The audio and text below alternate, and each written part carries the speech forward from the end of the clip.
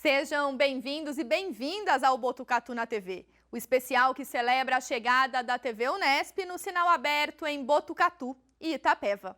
A Unesp em Botucatu tem desde 2002 um grupo de pesquisa sobre o Cerrado. Em 2014, o grupo lançou o Atlas da Diversidade de Madeiras do Cerrado Paulista. Para falar sobre a publicação e os estudos do grupo, eu recebi no programa Diálogos a professora Carmen Marcati. A entrevista foi exibida em abril de 2015. Vamos ver agora.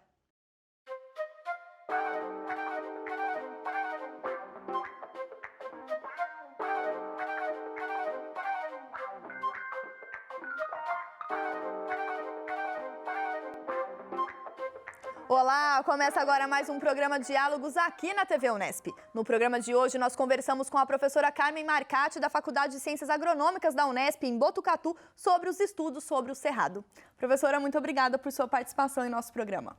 Obrigada a vocês da TV Unesp. Professora, pensando na nossa vegetação, uma delas é o Cerrado, que é o nosso segundo maior bioma, perdendo apenas para a Amazônia. Qual que é a situação, professora, hoje do Cerrado? Bom, o Cerrado é um ecossistema muito degradado aqui no Brasil. O Cerrado tem sido utilizado, suas áreas têm sido utilizadas para agricultura, para pecuária.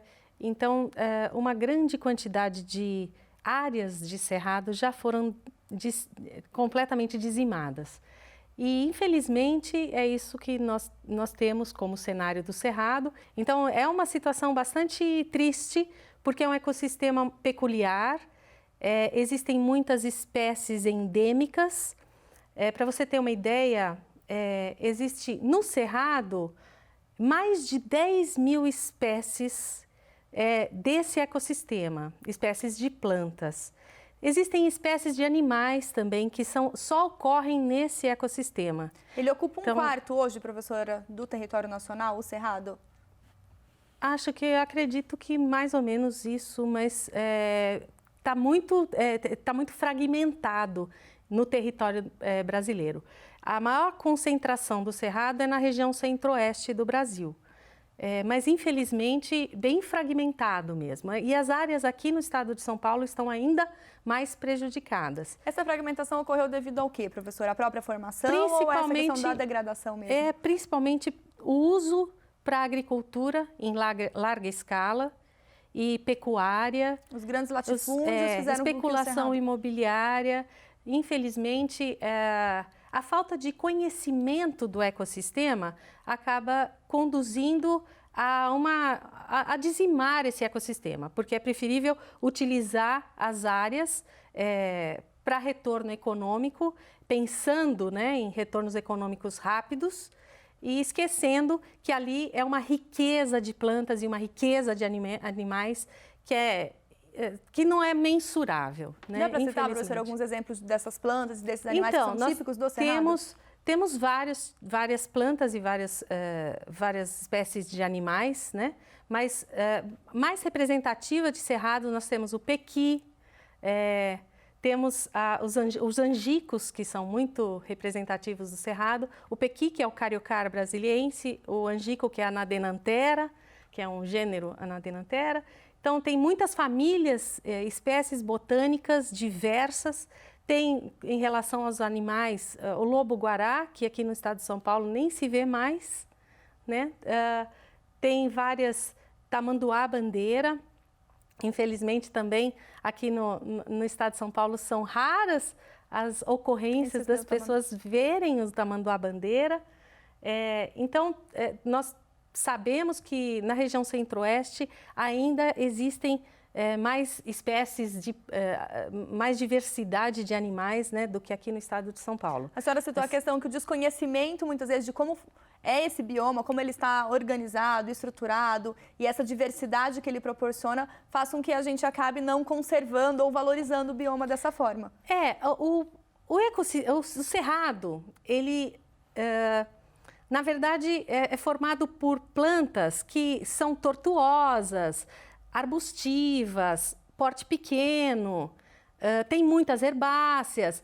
Então, de uma forma geral, as pessoas estão acostumadas a entender beleza de de uma floresta amazônica, com aquela altura das árvores, com a altura de árvores frondosas, com copas maravilhosas. Então a ideia do que é belo na natureza vem logo a imagem de uma floresta amazônica ou uma mata atlântica, né? Uma floresta atlântica. E o cerrado tem aquelas árvores tortinhas, arbustivas, pequenas. A maior parte da biomassa do cerrado está embaixo do solo. Cerca de 70%. Cerca de 70% da biomassa do solo está embaixo do solo. Então, o que vem para fora, à tona, as pessoas olham e não acham belo, não acham bonito e acham que não tem muito valor. Então, na verdade, as pessoas acabam tirando essa vegetação achando que é tudo mato, é sujeira. E, na verdade, são plantas importantíssimas sob o ponto de vista medicinal, ainda muitas desconhecidas em relação aos princípios ativos dessas plantas. E, na verdade, as pessoas como acham que é uma plantinha mirrada, não tem muita importância, né? Então, na verdade, o cerrado é um ecossistema extremamente rico para quem o conhece. Então, por isso que a gente tem que dar mais ferramentas para as pessoas conhecerem cada vez mais o que é o cerrado. Quais são as plantas que fazem parte desse ecossistema? Qual é a fauna que faz parte desse ecossistema? Então, essas coisas são muito importantes. A senhora falou essa questão das ações, isso tanto dentro da universidade, como pensando na gestão pública, isso seria de fundamental importância para que a gente consiga cada vez preservar mais o cerrado, para que ele mantenha o nível de ocupação que ele tem hoje, continuando. E ainda melhorar, né? No caso, a gente tentar recuperar áreas que estão tão fragmentadas, né? Então, eu acho que essas ações como livros, como chegar até as escolas, né, via os professores, escolas de ensino fundamental, médio, porque tem que começar desde criança a aprender que aquilo não é sujeira, aquilo lá não é um matinho qualquer, não, aquilo é rico. É vida. É vida, muito importante e tem uma complexidade, né, muito importante. Professora, comentavam sobre a necessidade de termos ações cada vez mais pontuais, diretas, objetivas, que visem a promoção deste cerrado. Vocês lançaram em 2014 o Atlas da Diversidade de Madeiras do Cerrado Paulista. Eu gostaria que a senhora contasse um pouco para a gente a história de como surgiu esse Atlas. Bom, é uma longa história, porque ela começa em 2002, quando eu ingressei num projeto temático da FAPESP, sob coordenação da professora Silvia Machado, do Instituto de Biociências da Unesp. Que é a nossa convidada do Ponto de Contato, nós vamos ouvi-las daqui a pouco. Sim, e nós idealizamos, dentro desse projeto temático, eram estudos morfológicos, anatômicos, histoquímicos, de plantas de cerrado. E nós idealizamos a confecção de um atlas que pudesse trazer informações sobre as plantas de uma forma geral, folhas, casca, madeira, todas as características das plantas para trazer a beleza do cerrado e as informações dessas plantas para que as pessoas começassem a olhar o cerrado com outros olhos e ver o belo também e um outro significado para o belo, né? Então, nós começamos a trabalhar eu trabalhei nesse projeto há alguns anos e já começando a coletar algumas amostras das madeiras e tirando fotos no campo, e recebi uma estagiária, né, a Júlia Sonsim, que é a principal autora do Atlas.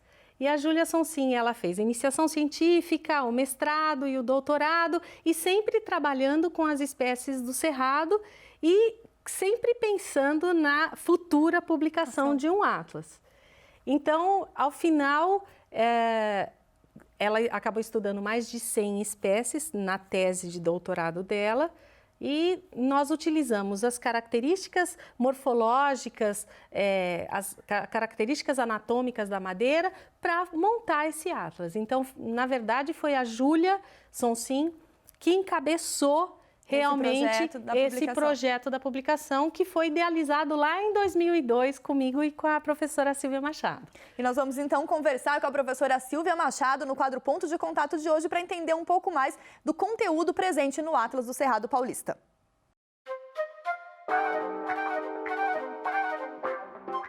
A ideia do Atlas surgiu a partir de um projeto temático financiado pelo programa Biota, da FAPESP, em 2002. E um dos objetivos desse projeto era que, além da divulgação científica para o meio acadêmico, nós produzíssemos material de divulgação, atlas, livros, figuras. E desde então nós fizemos um empenho.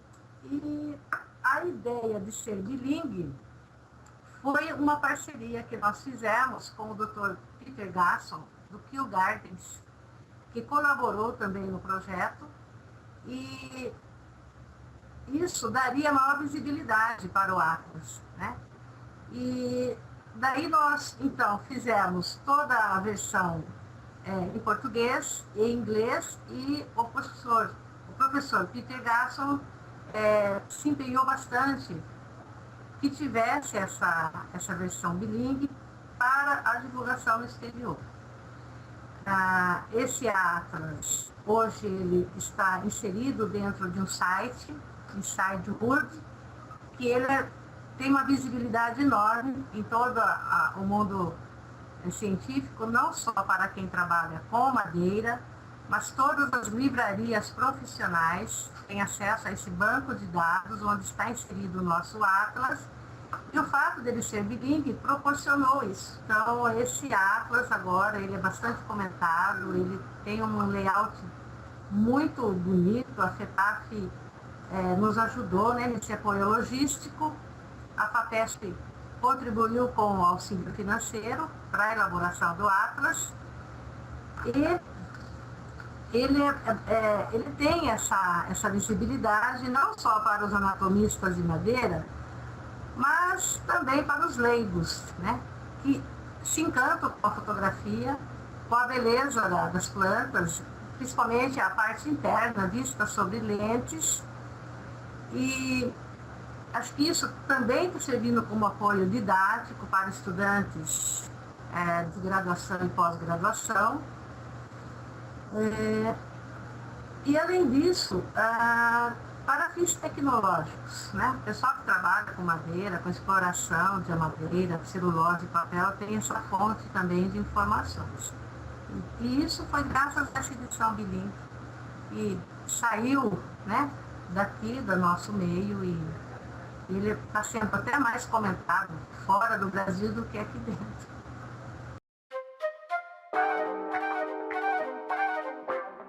Professora, pensando nos desafios que vocês enfrentaram, que a professora Silvia comentou, para a publicação, para o diagnóstico e para trazer todo esse levantamento no Atlas, eu gostaria que a senhora comentasse com a gente vai ver algumas imagens também desse Atlas, para a gente poder entender qual é a diversidade que vocês apresentam nesse sentido de promover essa conscientização, que é a proposta, o objetivo maior do trabalho de vocês. Então, na verdade, então esse Atlas traz informações de 91 espécies dali do Cerrado, da região de Botucatu. O Cerrado, ele é interessante porque existem diferentes fitofisionomias. O que são fitofisionomias? São diferentes tipos de vegetação que podem ocorrer dentro do Cerrado. Então, pode ter aquela vegetação um pouco mais fechada, que é chamada de cerradão. Tem aquela vegetação que está próxima de riozinho ou de locais mais úmidos, que é a mata de galeria. Aí tem o cerrado, propriamente dito, que é o mais seco. E depois temos campo sujo, campo cerrado, campo limpo, que são mais herbáceos, né? Nesse Atlas, nós trazemos espécies de duas fitofisionomias. Do cerrado sensu estricto, que é aquela região mais seca, onde tem aqueles arbustos mais tortuosos, com porte menor, e temos as espécies da mata de galeria, porque nós temos em Botucatu uma região muito mais próxima. Presente no estado de São Paulo, essa mata de galeria. Não, a mata de galeria pode estar presente em qualquer tipo de cerrado do centro-oeste. Mas está mais presente nessa nossa região ou não, professora? Não necessariamente. É que no local que nós fizemos o estudo, essas duas fitofisionomias estavam muito próximas. Então, nós fizemos o trabalho basicamente com essas duas fitofisionomias, com cerrado senso estrito e mata de galeria. Tem também espécies do cerradão, tá? Mas o maior número de espécies é do cerrado e da mata de galeria. E então, nesse atlas, a gente traz informações sobre as plantas de uma forma geral e a anatomia da madeira. Então, com as características da anatomia da madeira, a gente pode ver tendência ecológica do local de ocupação dessas plantas. Então, no caso, nós vimos algumas tendências ecológicas das plantas do cerrado, que está num local mais seco, e algumas tendências ecológicas das plantas que estão em locais mais úmidos. E tudo relacionado à condutividade hidráulica da planta, coisas nesse sentido. Então, a anatomia da madeira, ela pode mostrar uma diversidade que não é visível a olhos nus, mas faz você entender melhor o que está acontecendo dentro do ecossistema em termos de utilização da água e estratégias de sobrevivência nos diferentes locais. Então, de um modo didático também, para que não sejam só os especialistas, as pessoas que vivenciam esse universo da botânica. Sim, então nós temos tanto as características gerais das plantas, como essas características mais específicas também da anatomia, mostrando essa diversidade de características dessas diferentes regiões ou diferentes ecossistemas, né? Regiões mais úmidas e regiões mais secas. Então é bastante interessante você ver que há tendências ecológicas em função do ambiente que essa planta se desenvolveu. Então, isso é bastante interessante sob o ponto de vista de até entender qual a resposta que essa planta dá em determinados locais, para você saber como recuperar esses locais e como trabalhar com essas plantas, né? De que forma você trabalha com essas plantas. Professora, a gente comentava um pouco do conteúdo, da estruturação que está presente nesse Atlas das Madeiras do Cerrado Paulista, e a senhora gostaria de complementar sobre a importância de fazer esse diagnóstico a respeito das madeiras. Sim, as madeiras do Cerrado, elas são muito interessantes sob o ponto de vista do uso e como material energético. Então, para transformar em lenha, transformar em carvão, né? E utilizar esse material. Só que de uma certa forma, se você é por isso que o cerrado está sendo tão dizimado, né? Porque essas madeiras são efetivamente retiradas e são utilizadas, que tem teor calorífico interessante, tem poder calorífico interessante, teor de carbono fixo, só que ninguém está pensando na conservação do ecossistema. Então, uma das formas de você identificar madeiras que são apreendidas em caminhões que transportam essas madeiras de forma ilegal, né? Cortes ilegais de áreas, é a identificação da madeira, tá? Então, muitas vezes, os caminhões, eles colocam algumas toras de eucalipto escondendo a madeira do cerrado, né? Porque é proibida a retirada da madeira do cerrado, mas eles escondem no meio daquelas toras de eucalipto e não tem como a pessoa, não tem como fazer uma fiscalização adequada. Então, se há uma caracterização correta da anatomia da madeira, é possível identificar a madeira com um curso básico de identificação de madeiras. Qualquer pessoa pode fiscalizar esse tipo de material. E apenas com uma lupa de bolso é possível identificar as características anatômicas e identificar se é ou não eucalipto ou se é madeira de cerrado. Então, esse livro, ele traz 91 espécies caracterizadas anatomicamente, a madeira, e as características anatômicas, elas são conservadas quando a madeira é feita carvão. Então, se essas características são conservadas, elas também são perceptíveis no carvão. Então, tendo as características anatômicas da madeira, você também pode fiscalizar transporte ilegal de carvões de madeiras de cerrado, né, feitos a partir de madeira de cerrado. Então, essas características são muito importantes como ferramentas de fiscalização desse desmatamento que a gente tem citado ilegal. Em relação ao cerrado. E nesse outro sentido, pensando nessa contribuição para o lado formativo, para o lado cidadão, né, de se importar, de se reconhecer um bioma brasileiro. Sim, claro. Porque é importante que as pessoas comecem a entender o que é o cerrado para valorizar e para ter o olhar, né, diferente nesse ecossistema. Porque todos já temos um olhar diferenciado para a Amazônia, para a Floresta Atlântica, mas e para o cerrado, né? A gente vai ter que construir esse olhar. Porque a maioria das pessoas, elas não conseguem ver o belo no cerrado, não conseguem entender a importância desse ecossistema, né? E tem tantas espécies endêmicas e tem tanta importância ecológica, como complexidade de ecossistema mesmo. O cerrado, ele abriga uma quantidade enorme de água, né? Então, é muito importante que a gente conserve esse ecossistema.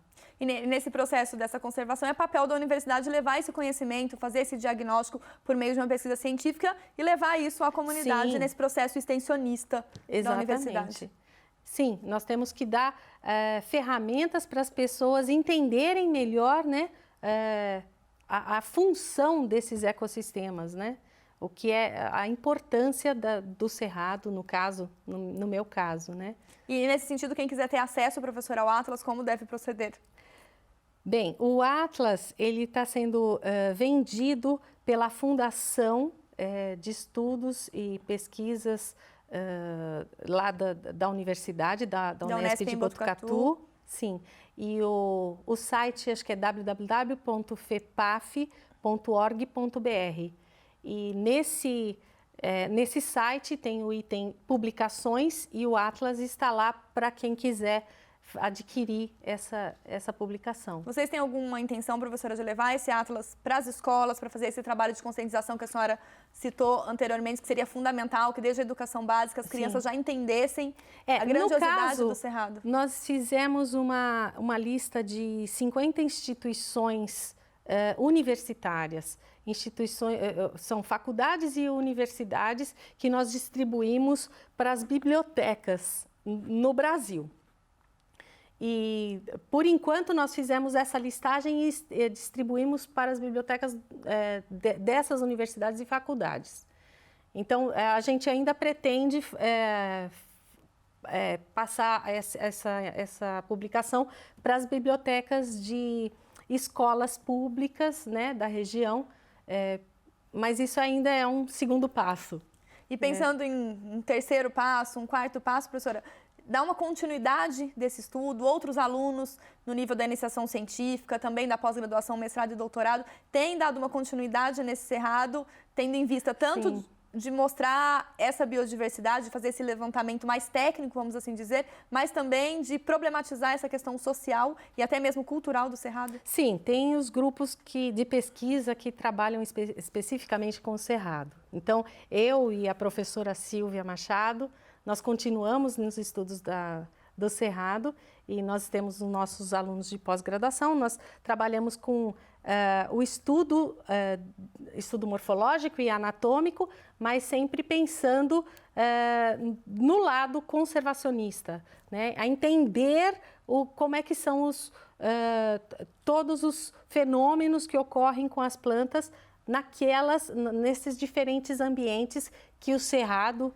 abriga, né? Então, esses trabalhos de pesquisa que vêm sendo realizados estão espalhados por várias instituições da Unesp e da USP, com grupos de pesquisadores que trabalham com o Cerrado. É uma área crescente, então, um campo fértil, vamos sim, dizer. Sim, é um campo muito fértil. E necessário também, professora. Sim, porque a grande parte das pesquisas que nós temos têm se voltado à Amazônia e Floresta Atlântica. E eu acho que tem outros ecossistemas muito importantes, como, por exemplo, a Caatinga. Nós precisamos também ter um olhar... Tem esse mapeamento e esse desenvolvimento. Isso, exatamente. Eu acho que Caatinga também é muito importante para que a gente também tenha um olhar para esse ecossistema. E o Cerrado, nós estamos continuando, no caso, a gente vai dar continuidade aos estudos de pesquisa, né, relacionados a esse ecossistema, com certeza. Nós temos vários trabalhos de pesquisa em andamento. Eu gostaria de parabenizar a professora pelo trabalho, com a sua presença aqui no programa de diálogo, mas também todas as outras professoras e pesquisadoras envolvidas nesse trabalho, e que a gente possa cada vez mais ter esse material rico em mãos e que promovendo essa conscientização para que o bioma seja cada vez melhor conservado. Sim. Muito obrigada, professora. Obrigada a você, Maísa. O Diálogos termina aqui. Se você quiser rever este programa, acesse o nosso site. Muito obrigada pela companhia e até mais.